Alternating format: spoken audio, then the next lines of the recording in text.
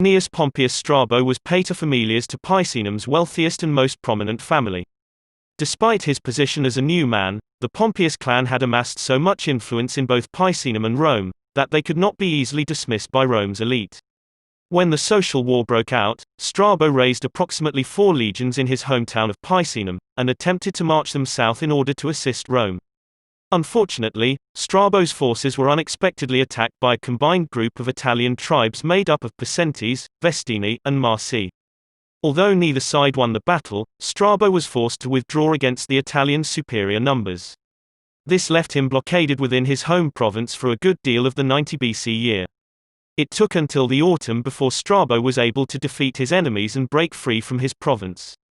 Those of the Italian forces who remained, quickly took refuge in the town of Asculum. Pompeius Strabo besieged the city and starved them into submission. Because of his successful breaking of the legions who had blockaded him within Picenum, Pompeius Strabo's reputation soared. Riding the immediacy of this newfound popularity, Strabo ran for, and won election as consul for the 89 BC year. Although many of the details surrounding the siege of Asculum are lost to history, we are told of a large battle that took place nearby, where an Italian relief army of 60,000 troops was slaughtered by Pompeius Strabo. Not long after the siege of Asculum ended, Strabo had the Italian ringleaders flogged and executed, before auctioning off all of their personal property. Strabo is said to have kept the profits from this auction, earning for himself a reputation for greed. In 90 BC, Lucius Porcius Cato, brother to the Marcus Porcius Cato who had married the sister of Drusus, was granted propraetorial powers, and an army, in order to assist Rome in her war efforts against the Socii. Almost immediately, Cato defeated an army of Etruscans who had decided to join with the Italians. This victory, much like the victory of Pompeius Strabo, helped Lucius Porcius Cato win election as consul for the 89 BC year. As consul, Cato took control of the southern theatre of war, and took command of the army that had belonged to Lucius Caesar. With this army, Cato enjoyed enough victories so as to brag that his achievements equaled those of Gaius Marius during the German invasion. Unfortunately, at the Battle of Fucine Lake, just as the Romans were about to enjoy a victory against the Marsi, Lucius Porcius Cato decided to storm the camp. He did not make it. Cato's hubris, and sudden death, gave the Marsi an unexpected victory over the Romans. While it is assumed that Lucius Porcius Cato was cut down by Marsic soldiers, one source claims that Cato was actually murdered by the son of Gaius Marius for having the arrogance to compare himself to the young man's father. Following the end of Lucius Caesar's term as consul, Lucius Cornelius Sulla continued to serve as a military legate under the new command of Cato. Because Sulla had also run for, and won election as praetor for the 89 BC year, the Senate, upon the death of Cato, awarded command of his army to Sulla. Sulla continued the fight against the Italians by laying siege to the towns of Herculaneum and Pompeii, both Italian support towns. During his siege of Pompeii, however, Sulla's army was attacked by another rebel army who had come to aid the town.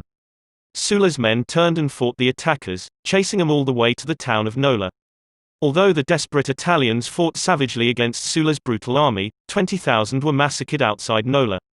Sulla, tradition holds, killed the enemy commander himself. Sulla's victory outside the city of Nola now represented Rome's greatest defeat over the Italian Socii and, for the second time in his life, Lucius Cornelius Sulla was hailed imperator on the field by his loyal troops. During this fateful battle, Sulla was also awarded Rome's 7th Corona Graminea, or grass crown, for having single-handedly saved the lives of his unit. Following his victory at Nola, Sulla turned and forced the Herpini to surrender. He then marched his army for Samnium, in order to deal with the Italian co-consul, Mutilus. Because Sulla arrived in Samnium via an unexpected route, he was able to surprise Mutilus.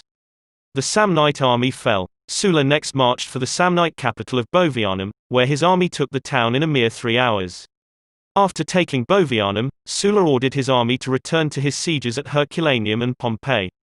The Italian consul, Quintus Popedius Silo, who still commanded the Marsic army, quickly retook Bovianum following Sulla's departure. He then turned to the province of Apulia with the intention of ejecting Quintus Metellus Pius, the Roman commander who had taken the town of Venusia. Unfortunately for Silo, this attempt failed.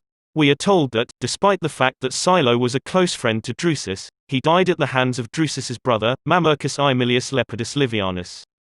With his victories in the Social War already becoming legend, Lucius Cornelius Sulla announced his candidacy to run for consular election for the 88 BC year.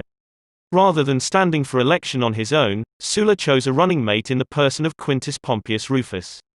Like Sulla, Rufus was an optimate, and to make certain both, should they win the consulship, remained on the same page, Sulla's daughter, Cornelia, was married to Rufus's son. Also standing for the 88 BC election as consul was Gnaeus Pompeius Strabo, who thought that he, like Gaius Marius, might dominate the consular chair off the reputation of his victories.